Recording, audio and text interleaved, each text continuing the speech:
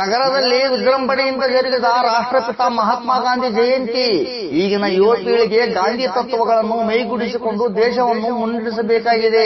ಸಚಿವ ಎನ್ಎಸ್ ಬೋಸರಾಜ್. ಜಿಲ್ಲಾಡಳಿತ, ಜಿಲ್ಲಾ ಪಂಚಾಯತ್, ವಾರ್ತಾ ಮತ್ತು ಸಾರ್ವಜನಿಕ ಸಂಪರ್ಕ ಇಲಾಖೆ ರಾಯಚೂರಿನ ಸಹಯೋಗದೊಂದಿಗೆ ಮಹಾತ್ಮ ಗಾಂಧಿ ಜಯಂತಿಯ ಪ್ರಯುಕ್ತ ಜಿಲ್ಲಾ ಮಟ್ಟದ ಬಾಪೂಜಿ ಪ್ರಬಂಧ ಸ್ಪರ್ಧಾ ಪ್ರಶಸ್ತಿ ಕಾರ್ಯಕ್ರಮವನ್ನು ಹಮ್ಮಿಕೊಳ್ಳಲಾಗಿತ್ತು. ಇದೇ ಸಂದರ್ಭದಲ್ಲಿ ಜಿಲ್ಲಾಧಿಕಾರಿಗಳ ಕಚೇರಿಯಿಂದ ಮಹಾತ್ಮ ಗಾಂಧಿ ಕ್ರೀಡಾಂಗಣದ ಹತ್ತಿರವಿರುವ ಗಾಂಧಿ ಪುತ್ಥಳಿಯವರಿಗೆ ಜಿಲ್ಲಾಧಿಕಾರಿಗಳು, ವಿವಿಧ ಇಲಾಖೆಗಳ ಅಧಿಕಾರಿಗಳು ಮತ್ತು ವಿದ್ಯಾರ್ಥಿಗಳು ಸ್ವಚ್ಛತೆ ಅರಿವಿನ ಘೋಷಣೆಯೊಂದಿಗೆ ಪಾದಯಾತ್ರೆಯನ್ನು ಹಮ್ಮಿಕೊಳ್ಳಲಾಗಿತ್ತು. ಸಣ್ಣ ನೀರಾವರಿ, ವಿಜ್ಞಾನ ಮತ್ತು ತಂತ್ರಜ್ಞಾನ ಸಚಿವರಾದ ಎನ್ಎಸ್ ಬೋಸರಾಜ್, ಸಂಸದರಾದ ಜಿ ಕುಮಾರ್ ನಾಯಕ್, ಜಿಲ್ಲಾಧಿಕಾರಿ ನಿತೀಶ್ ಕೆ, ಜಿಲ್ಲಾ ಪಂಚಾಯತ್ ಸಿಇಒ ರಾಹುಲ್ ತುಕಾರಾಂ ಪಾಂಡವೆ ಅವರು ದೀಪ ಬೆಳಗುವುದರ ಮೂಲಕ ಕಾರ್ಯಕ್ರಮಕ್ಕೆ ಚಾಲನೆ ನೀಡಿ ಪುತ್ಥಳಿಗೆ ಮಾಲಾರ್ಪಣೆ ಮಾಡಿದರು.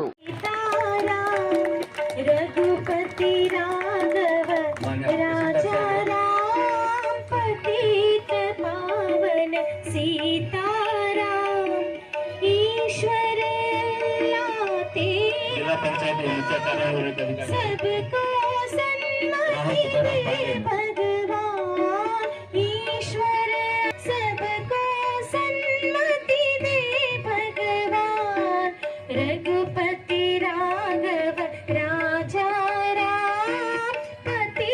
ಮಾಲಾರ್ಪಣೆ ಮಾನ್ಯ ಲೋಕಸಭಾ ಸದಸ್ಯರು ಈಗ ಮಾಲಾರ್ಪಣೆ ಮಾಡ್ತಾರೆ.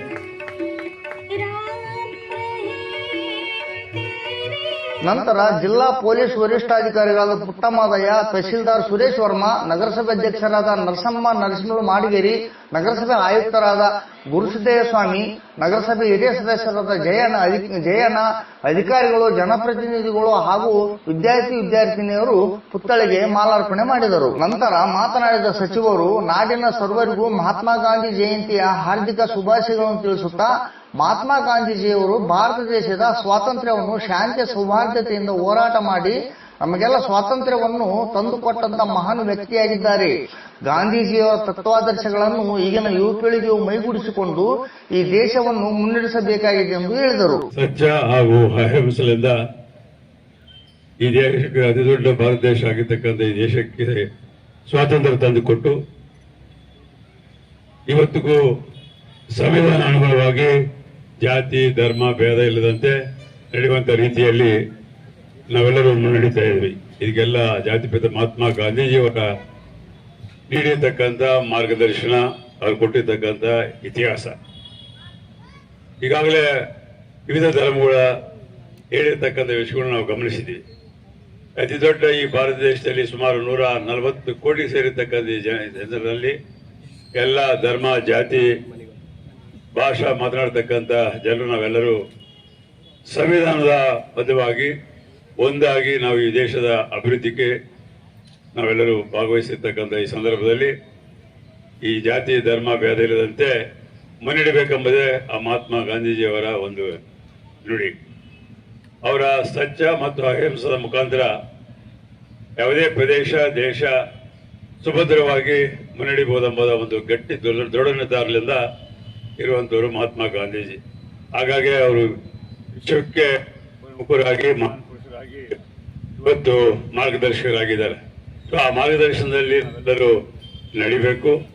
ಅತಿ ಮುಖ್ಯವಾಗಿ ನಮ್ಮ ಶಿಸ್ತುಬದ್ಧವಾದಂತಹ ಜೀವನ, ಅದರ ಜೊತೆಯಲ್ಲಿ ಇವತ್ತು ಸ್ವಚ್ಛತೆ ಕಾಪಾಡತಕ್ಕಂಥ ಒಂದು ಕಾರ್ಯಕ್ರಮ ಮಾಡೋದ್ರ ಮುಖಾಂತರ ನಾವು ಆ ಮಹಾತ್ಮ ಗಾಂಧೀಜಿಯವರಿಗೆ ಗೌರವ ಸಲ್ಲಿಸ್ತಕ್ಕಂಥ ಒಂದು ಅವಕಾಶ ಇರುತ್ತೆ.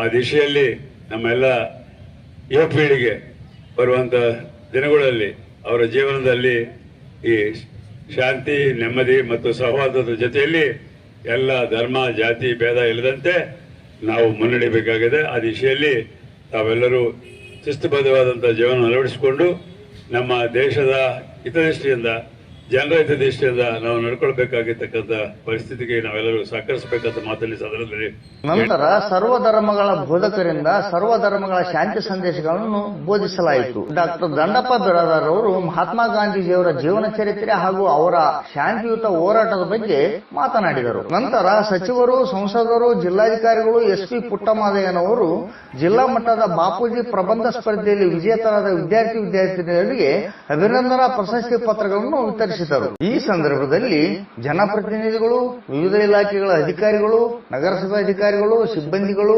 ವಿದ್ಯಾರ್ಥಿನಿಯರು ಹಾಗೂ ಸಾರ್ವಜನಿಕರು ಉಪಸ್ಥಿತರಿದ್ದರು.